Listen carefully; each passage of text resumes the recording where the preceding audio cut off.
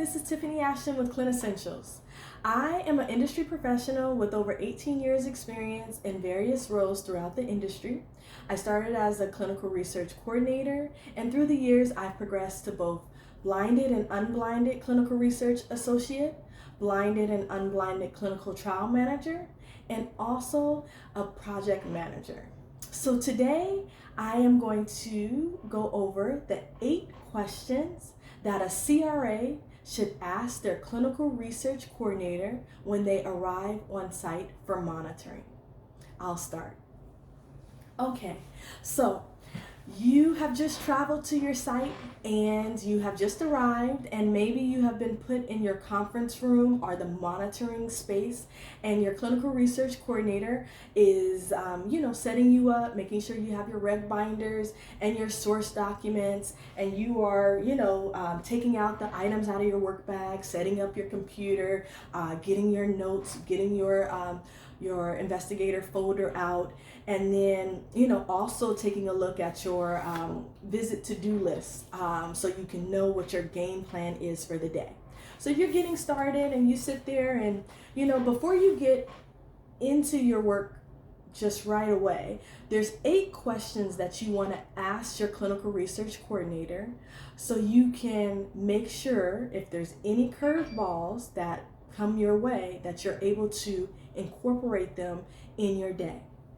So the first question would be serious adverse events. Have there been any serious adverse events since your last visit? Now, if you've been in close communication with your study coordinator, you're probably aware of those, but it also is very good to check just in case. Maybe you're taking over a site from another CRA, or maybe this is a new study coordinator that wasn't aware of the reporting timelines. So you want to go ahead and ask, have there been any new SAEs since the last monitoring visit? That's number 1. And based off of that question, hopefully that's already on your visit to-do list, but if not, that is the first patient you want to start with, our first patients you want to start with, because you want to make sure that you understand what's going on with this patient. You may have to report to your study team, and so everything else that you may have had on your list kind of goes out the window until you address those serious adverse event patients. So that's number 1. Number 2, you want to ask them about any issues with the investigational product, so the study drug. They may have said that we've had a temperature excursion, or they may have said we're running low. We have 5 patients coming in on Friday and we don't have enough drug for them. Any of those things. So that's the second question, because based on that answer too, it may dictate what you have to do, what you may need to prioritize on your list. So that's number 2. The third one, you want to confirm whether or not you can monitor until 4 or 5 or 6 o'clock. You want to confirm the monitoring hours, because when your flight is leaving, and you just want to make sure that nothing has changed, and that you can still monitor for the full 8 hours or until they close.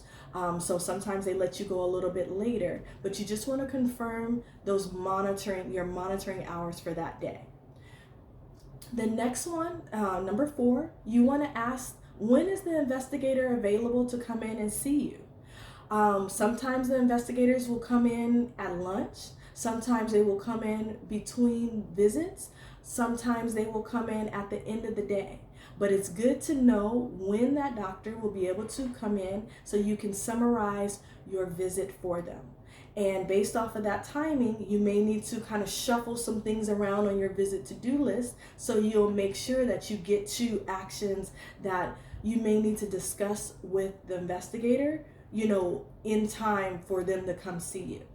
And that is why your CRA audit notes are going to really be helpful, because say for instance, you're doing your monitoring visit and you're flagging various items.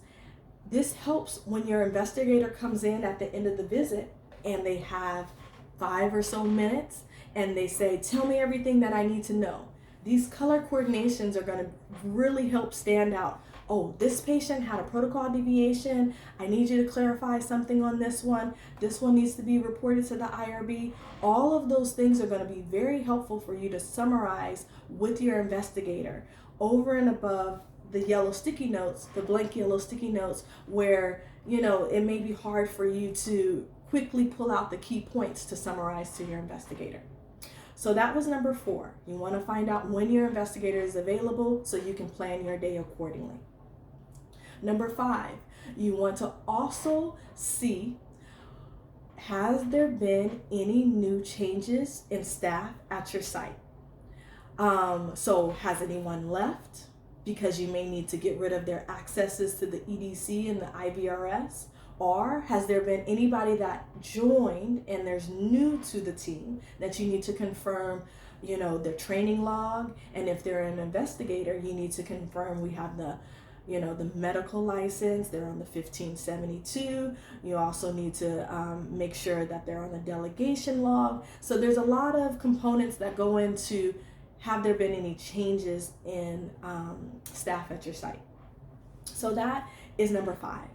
You also want to ask them if they're having any issues with any of their lab reports. Have they been receiving all of their labs, back from the central lab or the local lab within the expected time, so we can ensure patient safety. So you want to make sure, have they gotten the screening labs back? Those screening labs are due back before randomization, because we need to make sure that the patient is eligible to be randomized. So that is very key. You want to make sure that there's no hiccups in any of the labs. You also want to check the expiration dates of the labs. Our lab kits, have any of those lab kits expired? So that's another lab related question. You want to also ask them about any issues with any equipment, study equipment. There may be a ECG machine that's been provided for the study. There may be pulmonary function test or equipment that has been provided.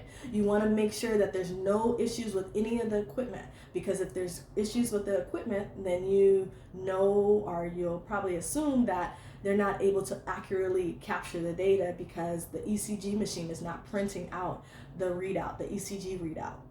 So you want to make sure that you ask that and then address any questions there. Sometimes you may even have to get on the phone with tech support from the various vendor companies to help troubleshoot for your site.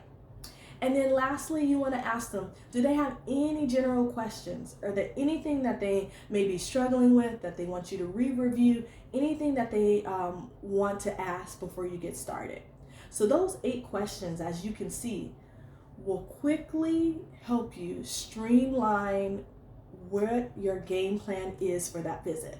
So if you didn't ask those questions, imagine if you were halfway through and you found out halfway through your day and found out there were 2 new SAEs and there was equipment issues and they're waiting for additional drug and the lab kits have expired.